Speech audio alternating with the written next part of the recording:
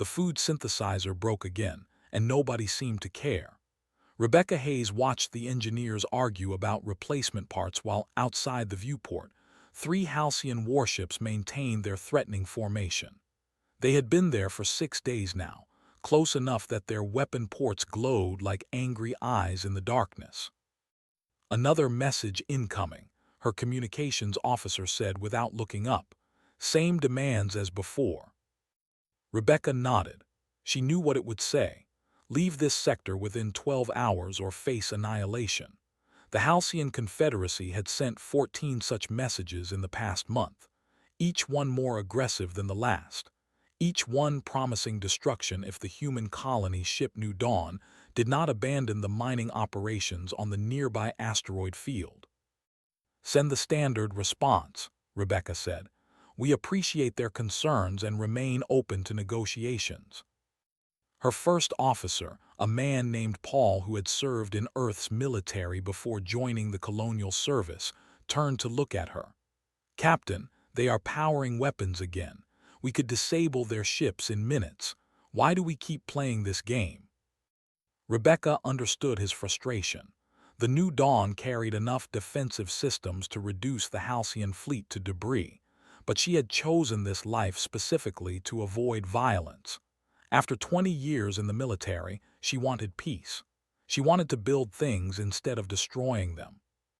"Because talking costs nothing," she replied. "Fighting costs everything." Across the galaxy, in the great circular chamber of the Galactic Assembly, Ambassador David Okonkwo sat through another round of insults. The Halcyon representative, a tall being with crystalline skin that reflected the chamber's lights, gestured dramatically as he spoke.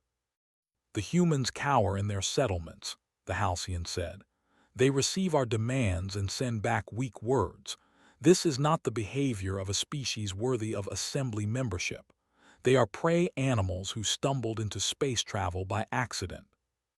Laughter rippled through several delegations. David remained still, his hands folded calmly on the table before him. He had heard worse. Much worse. The challenge was not responding to provocation. The challenge was remembering that violence solved nothing in the long term. "Ambassador Okonkwo," the assembly moderator said, "do you wish to respond?" David stood slowly. His movement was measured, controlled. "The Halcyon Confederacy interprets our desire for peace as weakness. This is their error, not ours. We seek diplomatic solutions because we value life, all life, even those who threaten us." More laughter. The Halcyon representative's skin flashed bright red, a sign of amusement in his species. "You value life because you are weak," the Halcyon said. "Strong species take what they want. The mining sector belongs to us now. Your colonies will leave or be removed." David sat down without another word. Around him, he could feel the other species watching, judging. They saw his silence as surrender. They did not understand that he had seen what humans became when they stopped talking. He had studied Earth's history, the wars, the destruction, the millions dead because someone decided words were not enough. Silence was not weakness. Silence was the sound of holding back a storm. Back on the New Dawn, Rebecca reviewed the latest intelligence reports. The Halcyon were massing ships at the border of human space, not just the 3 outside her viewport, dozens of them, maybe hundreds. "They think we will run," Paul said, reading over her shoulder. "Yes," Rebecca agreed. "Will we?" She looked at him for a long moment. "We will evacuate the civilians. Children, families, anyone who cannot fight, but the mining operation continues. We have legal claim to this sector. Running would validate their bullying." Paul nodded, but she could see the doubt in his eyes. He was thinking the same thing she was. How long could they maintain this position? How long before the Halcyon stopped threatening and started shooting?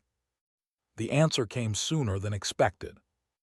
High Prelate Cirrus reviewed the reports from his intelligence officers with satisfaction. The humans had responded to the latest ultimatum with another polite refusal, another gentle suggestion for diplomatic talks, another clear sign of their weakness. They evacuate their civilians, his tactical advisor reported. Colony ships are leaving the sector. Cirrus felt his inner warmth increase, the halcyon equivalent of a smile. Excellent. They prepare to flee. How long until our main fleet arrives? 16 hours, Prelate. Send word to the Assembly. The Halcyon Confederacy officially declares war on the human presence in our territory. We will remove them by force since they lack the courage to leave peacefully. His advisors cheered. It would be a short war, possibly over before it truly began. The humans would surrender or scatter. Either way, the rich mining sector would belong to the Confederacy, and the galaxy would learn that patience and diplomacy were just pretty words for cowardice. The declaration of war reached Earth's military command before it reached the civilian authorities. Admiral Patricia Reeves read it 3 times, her jaw tight. She had hoped it would not come to this, had genuinely believed that humanity's restraint would eventually be recognized for what it was. Orders, Admiral, her aide asked. Patricia looked at the star charts showing human colony positions. Thousands of civilians, families, people who had left Earth seeking peaceful lives among the stars, and now they were targets because the galaxy mistook mercy for weakness. Send the recall order, she said quietly. Every ship, every crew, full mobilization. Rules of engagement. Patricia hesitated. For months, human ships had operated under strict limitations. Safety protocols that prevented their vessels from performing maneuvers that might seem aggressive. Weapons systems locked to minimum power to avoid accidents. Speed restrictions to prevent alarming other species. All of it designed to make humanity seem less dangerous, less threatening, and all of it had been interpreted as weakness. Protocols lifted, Patricia said. Show them why we were silent. The children sang during evacuation. Rebecca found that detail strange enough to remember later, when everything else became chaos and fire. A group of young ones from the farming dome had turned the emergency boarding into a game, competing to see who could carry the most belongings in a single trip. Their parents tried to maintain serious faces, but kept breaking into tired smiles. Last transport departing in 10 minutes, Paul announced. We are down to essential personnel only. Rebecca checked her displays. The 3 Halcyon warships had been joined by 17 more. 20 vessels now formed a loose sphere around the New Dawn and the mining station. Their formation was sloppy, overconfident. They expected no resistance. Send another message, Rebecca said. Tell them we are evacuating civilians as a gesture of good faith. We still hope to resolve this peacefully. Paul transmitted the message without comment. They both knew it would be ignored. On the Halcyon flagship, Commander Talais watched the human transport ships depart and felt vindication surge through his crystalline body. The humans were running, exactly as predicted. His analysis had been correct. These soft creatures with their endless talking had no stomach for real conflict. They claim this is a good faith gesture, his communications officer reported. Talais flashed amber, the color of contempt. Good faith. They evacuate because they know they cannot win. Track those transports. I want to know where the humans run when they flee. Should we allow them to leave? For now, once we control the station, we will decide whether to pursue. The prelate wants a clear victory, not scattered refugees to hunt across space. Below, on the mining station, Dr. Amira Cahill helped an elderly woman into a transport seat. The woman clutched a data pad containing pictures of her grandchildren back on Earth. She had come to the colony seeking adventure in her retirement. Now she trembled with fear. You will be safe, Amira promised, though she was not certain she believed it. The transport will take you to the nearest human outpost. What about you, Doctor? I stay with the station. Some people refuse to evacuate. If they get hurt, they will need medical care. The woman grabbed her hand. The Halcyon will attack. Everyone knows it. Why stay? Amira did not have a good answer. Duty, maybe, or stubbornness, or perhaps the naive hope that her presence, a doctor committed to healing, might prevent the worst violence. The transport doors sealed. Amira watched it drift away from the station, joining the others in a slow convoy toward safety. She counted 15 ships, probably 800 people total. The station had held 3,000 before the crisis began. Most had left over the past weeks, smart people who saw trouble coming. The explosion happened without warning. One moment the transports were moving peacefully through space. The next, a Halcyon destroyer fired a plasma burst that turned the rear transport into an expanding cloud of debris. The ball of fire bloomed in silence, beautiful and terrible.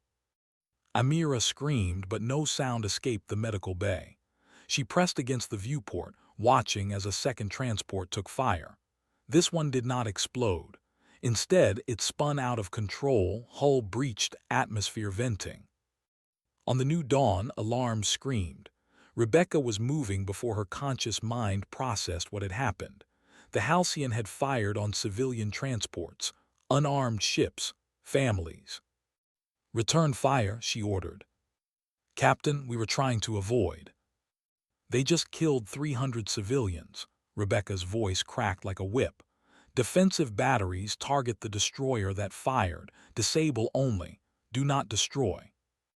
The new dawn's hidden weapons came alive. What had appeared to be a standard colony ship suddenly bristled with targeting systems that had been concealed for months.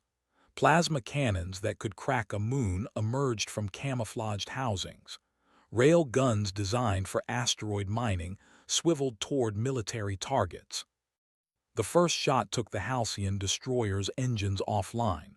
The second destroyed its weapons. Both strikes were surgically precise, calculated to neutralize without killing. But the Halcyon did not understand precision. They understood only that they had been hit. Commander Taileyes watched his destroyer go dark and felt confusion replace confidence. The human ship had weapons, effective weapons. How was this possible? Intelligence reported that human vessels were primarily civilian, lightly armed at best. "All ships open fire," he ordered. "Destroy the human station and their ship." 20 Halcyon warships opened fire simultaneously. But Rebecca had not survived 20 years in Earth's military by being slow. The new dawn's engines fired at full power, acceleration so intense that several bridge officers grunted against their restraints. The ship moved like a fighter, not a bulky transport. Halcyon plasma bolts passed through empty space where the new dawn had been seconds before. Rebecca's ship dove toward the asteroid field, using the rocks as cover while her weapons continued their calculated responses. Each shot disabled rather than destroyed. Each strike showed mercy that the enemy did not deserve.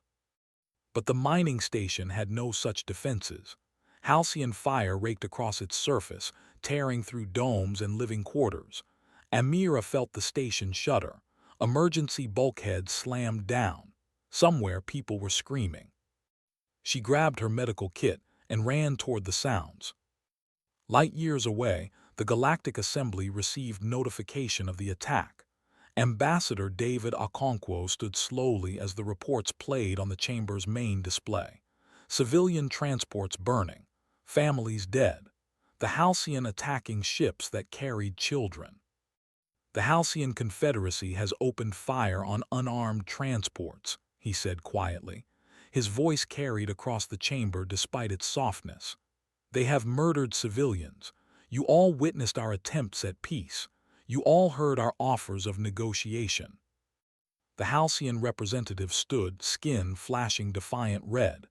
"You invaded our territory. We have the right to defend." "You fired on children," David interrupted.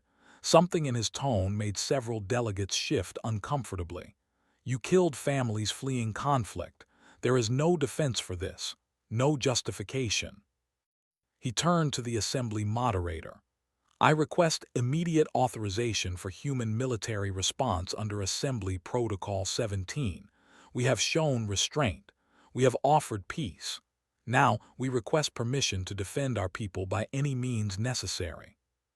The chamber fell silent. Protocol 17 had not been invoked in 200 years. It removed all restrictions on military action for species facing existential threats. "Granted," the moderator said after a moment, "the Assembly recognizes humanity's right to self-defense." David nodded once and left the chamber. Behind him, he heard the Halcyon representative laughing, still convinced of easy victory, still certain that humans were weak. They would learn otherwise soon enough. The silence broke with thunder. Commander Talais was reviewing battle reports when his sensors registered new arrivals. 7 human ships dropped out of faster-than-light travel at the system's edge. Military vessels, their profiles matching intelligence data from captured records. Small, lightly armored compared to Halcyon standards, nothing concerning. "Defensive formation," he ordered anyway. "Weapons ready." His tactical officer studied the sensor returns and made a confused gesture. "Commander, their engine signatures are wrong. Power output is reading 40% higher than their ship class should produce." "Sensor error, recalibrate." "Already done. The readings are accurate. They are generating more energy than their reactors should allow." Before Talais could respond, the human ships moved. Their acceleration was impossible, physics-defying. One moment they were 7 light-seconds away. 3 seconds later they had closed half the distance. No vessel could move that fast without turning its crew into liquid. "Evasive pattern," Talais shouted. Too late. The lead human ship passed through his formation like a blade through water. It did not fire. Did not need to. Its wake alone sent 2 Halcyon destroyers spinning off course, their navigation systems overloaded by gravitational turbulence. Ryan Foster felt his body compress against the flight seat as his fighter executed a turn that registered 9 gravities of force. Around him, his squadron matched the maneuver perfectly. This was what they trained for. This was what humans could endure. "Break formation," his squadron leader commanded. "Show them what real flying looks like." Ryan grinned despite the pressure squeezing his chest. His fighter dove toward a cluster of Halcyon ships, then pulled up at an angle that would have torn apart their vessels. The enemy's defensive fire filled space behind him, always a second too slow. Their targeting computers could not predict movements this aggressive. He triggered his weapons, not plasma or missiles, something simpler. Kinetic rounds, simple metal fired at relativistic speeds. The projectiles punched through Halcyon shields like they were not there, because their shields were designed for energy weapons, not solid matter moving at a fraction of light speed. 3 Halcyon ships lost their engines in under 5 seconds. Ryan did not feel pride, only cold efficiency. This was war. War was what humans did when peace failed. On the new dawn, Rebecca watched the battle unfold with mixed emotions. Relief that help had arrived, grief for what it meant. The arrival of Earth's military marked the end of her dream. No more peaceful colonies, no more quiet mining operations. The galaxy had seen humans as weak, and now they would learn the truth. "Incoming transmission," Paul said. "Admiral Reeves requesting status." "Put her through." Admiral Patricia Reeves appeared on the display. Her face was calm, but her eyes held the weight of command. "Captain Hayes, we are establishing a defensive perimeter. Can you maintain position?" "The station is damaged but stable," Rebecca reported. "Casualties unknown. Medical teams are working under fire." "Understood. We will eliminate the threat and then assist with rescue operations." Eliminate, such a clean word for what was happening. Rebecca watched on her sensors as human fighters tore through Halcyon formations. The enemy ships were larger, more numerous. It did not matter. They moved like prey animals, slow and predictable. Human vessels danced between them, striking with precision that spoke of evolutionary nightmares. Dr. Amira Cahill had stopped counting the injured.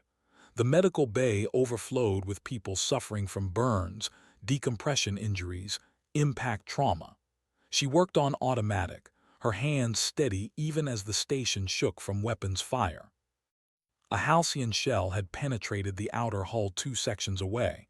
The explosion had killed 17 people instantly. 20 more were critical. Amira had 3 nurses and limited supplies. She made decisions that would haunt her later. Save who she could. Comfort those she could not. Through the viewport, she saw something that made her pause. A human fighter, tiny against the stars, confronting a Halcyon battleship that outmassed it by 1,000 to 1. The fighter should have fled, should have recognized the impossibility of the challenge. Instead, it attacked. The fighter's weapons found the battleship's critical systems with impossible accuracy. Power distribution nodes, sensor arrays, weapon hardpoints, each shot placed with surgical precision. The battleship did not explode. It simply went dark, floating dead in space, neutralized without killing its crew. That same mercy again. Even in battle, humans held back the killing blow when possible. Commander Taileyes fled to the bridge of his flagship as battles raged around him. His fleet was being dismantled, not destroyed, dismantled. The humans targeted systems, not crew quarters. They disabled ships rather than obliterating them. It made no tactical sense. In war, you killed your enemy. You did not leave them alive to regroup. Why do they not finish us? His tactical officer asked, voicing Taileyes' own confusion. I do not know. Another human ship screamed past, moving at speeds that should have killed everyone aboard. Taileyes watched it pull maneuvers that registered 12 gravities on his sensors. 12. His own crew would have been crushed at 6. Understanding dawned slowly like ice water in his veins. The humans were not weak. They had never been weak. They had been gentle. There was a difference, and the Halcyon had confused the two. Send a general retreat order, Taileyes commanded. All ships withdraw. Commander, the prelate ordered us to take this sector. The prelate does not understand what we face. These are not prey animals. These are predators showing restraint. His ships began to pull back, but the humans were faster. They cut off escape routes, herding the Halcyon fleet like wolves managing a flock, not killing, controlling, demonstrating complete dominance without the final violence. Admiral Reeves watched the Halcyon attempt to flee and felt no satisfaction, only weariness. This was the pattern throughout human history: show restraint, be mistaken for weakness, forced to demonstrate capability, then return to restraint. Disable their faster-than-light drives, she ordered. Contain them in this system, then establish contact. We will offer terms. Her officers executed the command with efficiency born from training that started in childhood. Every human grew up learning their planet's history, the wars, the weapons, the countless times their species had nearly destroyed itself. That knowledge informed everything they did in space. They knew how to fight, they knew how to kill. The question was always whether to do so, and humans, despite their capacity for violence, kept choosing mercy, even when it would have been easier not to. The Battle of New Hebrides lasted 4 hours. When it ended, 70% of the Halcyon fleet was disabled, floating dead in space. Human casualties numbered 12 injured, none fatal. The disparity spoke volumes about preparation, capability, and the cost of underestimating an opponent. Commander Taileyes sat in his darkened bridge and composed a message to High Prelate Cirrus. It took him 3 attempts to find words adequate for the truth he had to communicate. They were not weak, he finally wrote. They were holding back. The emergency session began with silence. Unusual for the Galactic Assembly, where 100 species normally competed to be heard. But the battle footage from New Hebrides played on the central display, and nobody wanted to speak first. A human fighter pulled 17 gravities in a combat turn. The footage showed the pilot conscious, functional, executing precise weapons fire while experiencing forces that would have reduced most species to paste. The assembly's medical expert, a being from a low-gravity world, fainted watching it. "Impossible," someone whispered. But the data did not lie. The recordings were verified by neutral parties. The humans had not faked this. They had simply stopped hiding it. Ambassador David Okonkwo stood when the footage ended. He had watched it 3 times already and still felt sick, not from the violence, from the knowledge that this was inevitable. That peace had always been temporary. The assembly wanted to know why humans seek diplomatic solutions so aggressively, he began. Now you have your answer. We know what we are capable of. We have always known. A delegate from the Tharsis Collective, a species of peaceful herbivores, raised a manipulator appendage. But your physiology. We reviewed the data when you applied for membership. Your world was classified as habitable, challenging but within acceptable parameters. David pulled up Earth's planetary data on his personal display and transferred it to the main screen. Our world is a Class 12 death world. Your analysts classified it as habitable because humans live there. They forgot to ask whether anything else could. The numbers appeared.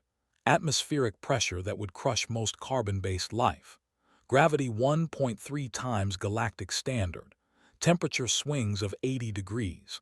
Weather patterns that included cyclones with wind speeds exceeding 300 kilometers per hour. An extinction-level asteroid impact every 65 million years on average. Humans evolved on a planet that actively tried to kill them, David continued. Our children play in conditions you would classify as extreme hazard zones. Our recreational activities include jumping from aircraft, climbing mountains, swimming in chemical-filled oceans with predators large enough to swallow you whole. He paused, letting the information settle. You mistook our restraint for weakness because you did not understand what we were restraining. On the mining station, Dr. Amira Cahill worked on a Halcyon soldier. The enemy fighter had been injured when his ship was disabled, suffering from impact trauma and a broken crystalline arm. He flinched when she approached. "I will not harm you," Amira said gently. She had learned basic Halcyon language during the diplomatic phase before the shooting started. "I am a doctor. I help injured people, all injured people." The soldier's skin flashed confused purple. "You are enemy. Why help enemy?" "Because you are hurt. That is enough reason." She set his arm carefully, using techniques adapted for his species' unique physiology. The soldier watched her work with something like wonder in his crystalline eyes. Around the medical bay, other Halcyon prisoners received similar treatment. Humans moved among them offering water, medicine, comfort. "We murdered your civilians," the soldier said quietly. "We fired on transports carrying children. Why do you show mercy?" Amira paused, considering her answer. "Because mercy is what separates us from our worst instincts. We could kill you. We have the capacity. But choosing not to, even when you might deserve it, that is what makes us human." The soldier was silent for a long moment. "We did not understand. The prelate said humans were weak because they talked instead of fighting." "Talking is harder than fighting," Amira replied. "Fighting is easy. Our bodies are designed for it. Our whole evolutionary history prepared us for violence. Choosing peace despite that preparation, that is the difficult thing." Light years away, High Prelate Cirrus read Commander Talai's report for the 5th time. Each reading increased his inner heat until his crystalline body glowed with rage. His fleet decimated. His ships disabled without being destroyed. His soldiers taken prisoner and treated with medical care. Humiliation, complete and total humiliation. "Assemble the reserve fleet," he ordered. "Every ship we have. I want 5,000 vessels ready to deploy." His chief advisor flashed warning yellow. "Prelate, perhaps we should reconsider. The humans demonstrated capabilities we did not anticipate.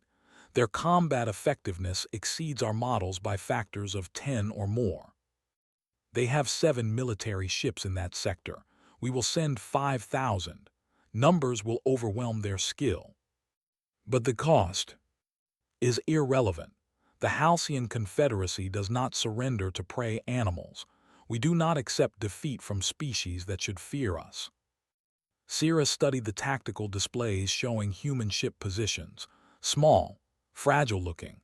He refused to believe they were as dangerous as the battle reports suggested.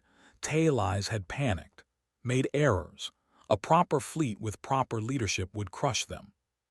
"Send word to our allies," he commanded. "Tell them the Halcyon request military support against human aggression.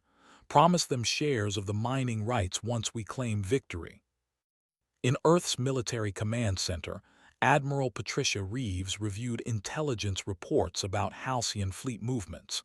They were massing again, learning nothing from their losses, convinced that numerical superiority would matter. "How many ships are they gathering?" she asked. "Latest estimate is 4,000 to 5,000 vessels, Admiral. They are calling in favors from a dozen allied species." Patricia felt tired. So very tired. She had hoped the demonstration at New Hebrides would be enough. That showing capability would prevent further bloodshed. But the Halcyon prelate refused to see reason. "He is going to get thousands of his people killed," she said quietly. "Should we send reinforcements?" She considered it. More human ships would help, but it would also escalate, show more of Earth's military strength. Every secret revealed was one less deterrent for future conflicts. "Send 2 additional battle groups," she decided. "Keep the main fleet in reserve, and update our rules of engagement. If they bring 5,000 ships, we respond with appropriate force. Minimal casualties where possible, but the safety of our people comes first." Back at the assembly, David watched species he had spent years cultivating relationships with edge away from the human delegation. Fear had replaced contempt in their eyes. He understood. Humanity had revealed itself as something terrifying. Predators who chose peace but could wage war with frightening efficiency. A delegate from a species humanity had helped during a famine crisis approached cautiously. "Ambassador, will humans seek retribution for being underestimated? Will you attack those of us who laughed?" David shook his head. "We seek nothing but peace. We wanted it before the war. We want it now. We will want it after. Fighting is easy for us. We are good at it, but being good at something does not mean we want to do it." The Halcyon refused to surrender. "I know. They are gathering thousands of ships." "I know that too." The delegate's voice dropped to a whisper. "Can you defeat so many?" David met his eyes steadily. "Yes, but victory is not the same as success. Success would have been preventing this war entirely. Every death from this point forward is a failure, regardless of which side wins the battles." He turned back to watch the assembly floor, where species argued about intervention, sanctions, and treaties.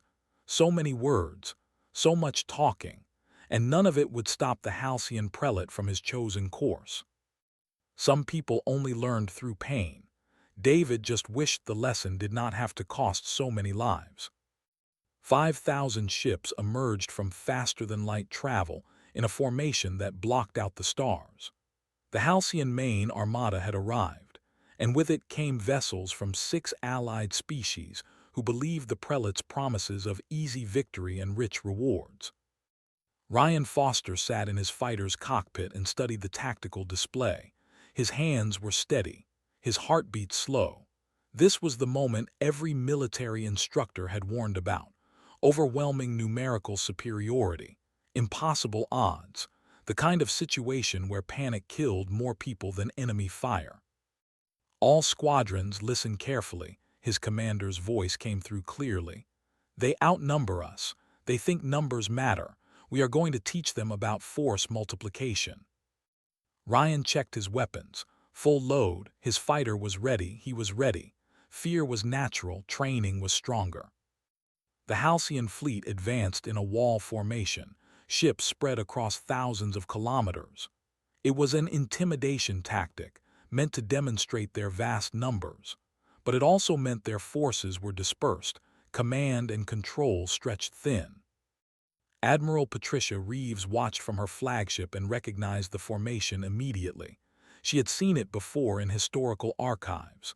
The Persian army at Thermopylae, the Chinese forces at Chosin Reservoir. The logic was always the same: crush the enemy through sheer mass. History showed how that usually ended against motivated, well-trained opponents fighting for survival.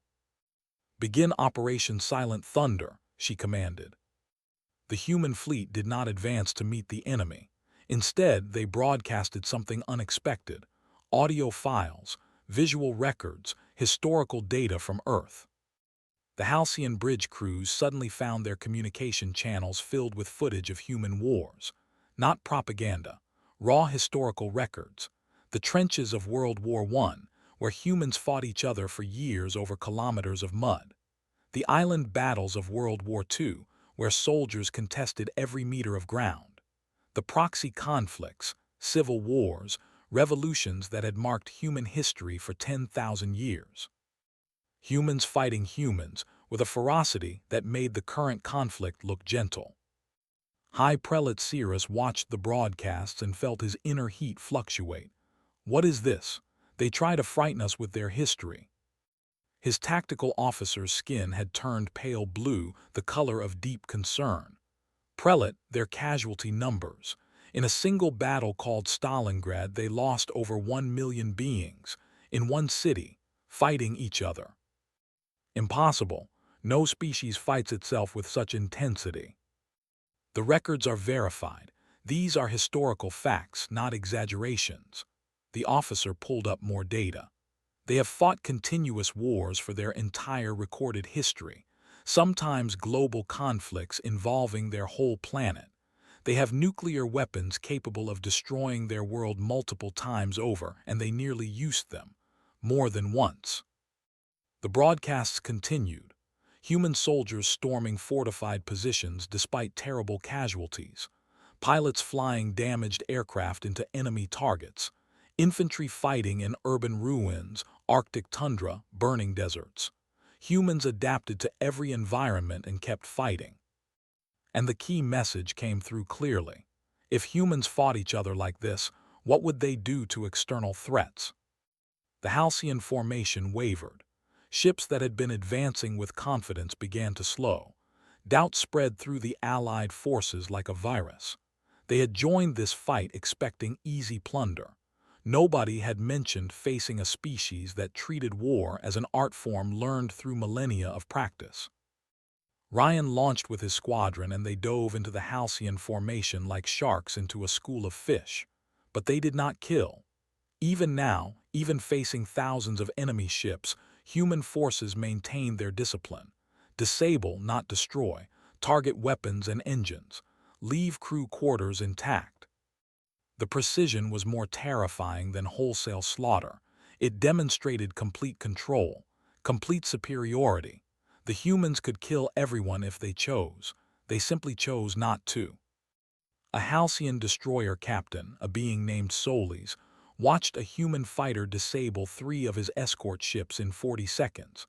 The small craft moved through weapons fire that should have vaporized it. The pilot flew like gravity was optional, like physics bent to his will. Solis had served in the Halcyon fleet for 20 years. He had fought pirates, territorial disputes, even a brief conflict with the Tharsis Collective. Nothing had prepared him for this. The humans fought with a combination of technical skill and aggressive instinct that seemed almost supernatural. "All crew, this is the captain," he announced. "Power down weapons. Transmit surrender signal." His officers stared at him, skin flashing shocked orange. "But Captain," the prelate ordered. The prelate is not here watching humans who can pull 12 gravities like it costs them nothing. The prelate did not see their historical records of wars that make our current conflict look like a minor disagreement. "I will not sacrifice this crew for his pride." Solis was not alone. Across the Halcyon fleet, captains made similar decisions. Ships surrendered in groups, transmitting the universal signal of non-combatant status. The Allied forces who had joined for profit fled entirely, their faster-than-light drives engaging in panicked retreat. Within 3 hours, the battle became a rout, not through destruction, but through demonstration. The humans had shown what they could do. Most of the Halcyon forces decided they did not want to experience the full extent of human capability. High Prelate Cirrus watched his fleet disintegrate and felt something he had never experienced before: true fear. His ships were superior in size, weapons, armor. None of it mattered. The humans fought with an efficiency that spoke of evolutionary pressure he could not comprehend.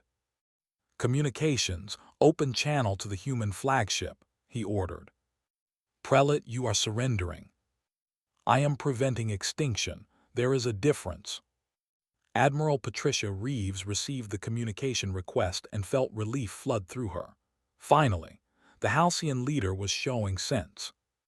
"This is Admiral Reeves. I receive your transmission."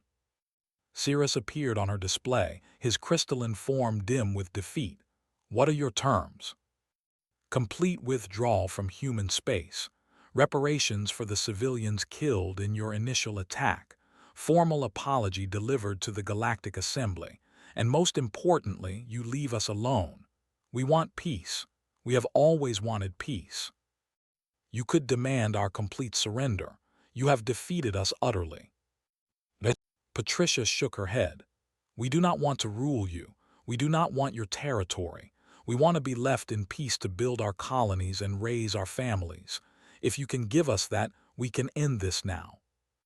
Cirrus was quiet for a long moment. "I do not understand you. You are warriors of exceptional skill. You could dominate this region of space. Why choose peace?"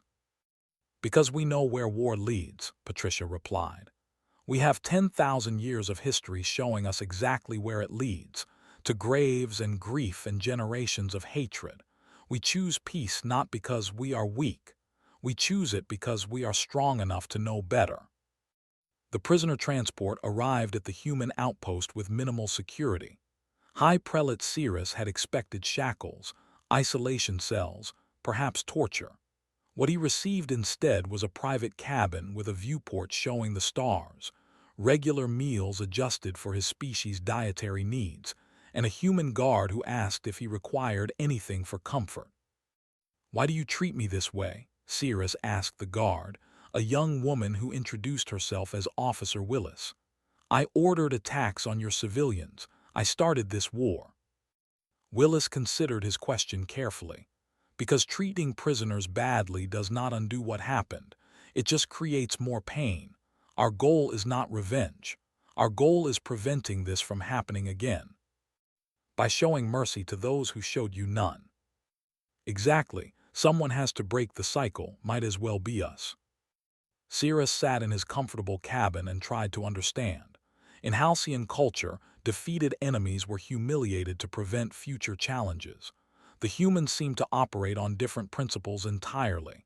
They defeated you thoroughly, then treated you with respect. It made no tactical sense, yet it worked. Cirrus found himself questioning everything he had believed about strength and weakness. At the Galactic Assembly, Ambassador David Okonkwo presented the peace terms to a chamber that had grown much quieter since the war began. The species that had laughed at human diplomacy now listened with careful attention. "The Halcyon Confederacy has agreed to withdraw from disputed territories," David explained. "They will provide reparations to families affected by their initial attack on civilian transports. In return, humanity offers technical assistance in rebuilding their damaged fleet and guarantees of non-aggression." A delegate from the Tharsis Collective, the peaceful herbivores, spoke up. "You offer to help rebuild the fleet that attacked you." "Yes, because a desperate, weakened Halcyon Confederacy might lash out again. A secure Halcyon Confederacy with restored pride can become a stable neighbor. We choose stability over revenge." The Halcyon interim representative, a being named Quartz who had replaced Cirrus, stood slowly. "The humans defeated us completely. They could have demanded our subjugation. Instead, they offer partnership. This is not how power typically functions in galactic politics. David smiled slightly. Perhaps galactic politics could use some new approaches. Earth learned through terrible cost that dominating your enemies just creates future enemies. Helping them rebuild creates future allies, or at least neutral parties who remember your mercy. The Assembly voted to accept the treaty terms. It was unanimous. Nobody wanted to risk becoming humanity's next opponent, but more than fear, there was a growing respect. The humans had proven they could fight, then proven they could show restraint. Both capabilities were rare in combination. On the mining station, Dr. Amira Cahill supervised reconstruction efforts. The damaged sections were being rebuilt with help from an unexpected source, Halcyon prisoners who had volunteered to assist. They worked alongside human engineers, following instructions from the same people they had tried to kill weeks earlier. Dr. Cahill, one of the Halcyon workers, called. It was the soldier whose arm she had set during the battle. This support beam is positioned incorrectly. It will stress the hull plating during pressure changes. Amira checked his work and found he was right. Good catch. Fix it, please. The soldier adjusted the beam with his reconstructed arm, now fully healed. I repair what my people broke. It seems just. It is more than just, Amira replied. It is hopeful. You are building bridges instead of walls. Around them, the station slowly returned to function. Children played in the restored gardens.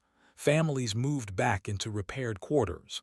Life continued, scarred but unbroken. Captain Rebecca Hayes stood on the bridge of the New Dawn and watched civilian transports returning to the mining sector. The crisis had passed. The shooting had stopped. Her dream of a peaceful colony had survived, though changed by hard experience. Incoming message from Earth Command, Paul reported. They are asking if you want to return to active military service. Admiral Reeves specifically requested you. Rebecca shook her head. Tell them I appreciate the offer, but my place is here, building things, growing things, helping people create lives far from Earth's gravity and Earth's history. You think we can really have peace now? I think we proved we could fight. Now we need to prove we can do more than fight. That is the harder challenge. Ryan Foster received a medal for his actions during the battle. He accepted it with the same careful control he had shown in combat. But later, alone in his quarters, he removed the ribbon and placed it in a drawer. Heroes were for storybooks. He was just a pilot who had done his job. His job was over now. Time to find what came next. Maybe he would join the colonial service, help build instead of fight. The galaxy needed both skills, but building seemed more valuable in the long term. Admiral Patricia Reeves composed her final report on the conflict. Casualties: 19 humans injured, 3 seriously. Halcyon losses: 2,800 dead from their initial attack on civilians, 41 killed in defensive actions, 18,000 ships disabled. The numbers told a story of disproportionate capability and deliberate restraint. She ended the report with a recommendation: maintain current force posture, but avoid displaying full military strength unnecessarily. Let the galaxy remember human capability without constantly demonstrating it. Return to quiet diplomacy. Return to building rather than breaking. Return to silence. High Prelate Cirrus wrote from his comfortable exile. His memoirs would become required reading at military academies across the galaxy. The key lesson appeared in the final chapter: never mistake human mercy for inability. Never confuse their desire for peace with weakness. The most dangerous predator is one that chooses not to hunt. Humans were predators who had learned through hard experience that hunting led nowhere good. They chose a different path, but the capacity remained, always present, always controlled. A sleeping dragon that preferred to sleep but could wake if threatened. The galaxy learned to respect both the sleep and the potential awakening. Years later, Ambassador David Okonkwo sat in his office reviewing applications for colony permits. So many species wanted to establish outposts near human space now. They felt safe there, protected. The Deathworlders who had proven their strength now used it to shelter others. He approved another application and smiled. This was the success he had worked toward. Not victory in battle, but peace so secure that former enemies sought protection under its umbrella. Through his window, he could see Earth rising over the lunar horizon. The blue-white marble that had birthed a species tough enough to survive anything, gentle enough to choose not to. A world of contradictions that somehow worked. The Deathworlders had returned to silence, but it was a different silence now, not the silence of beings waiting to be heard, the silence of beings who had nothing left to prove. They had shown their strength, demonstrated their mercy. Now they could simply be. The galaxy understood at last. Human silence was not weakness. It never had been. It was the sound of knowing when to speak and when to let actions echo. The sound of choosing peace with the full knowledge of what war entailed. The most profound strength, they learned, was the strength to be gentle,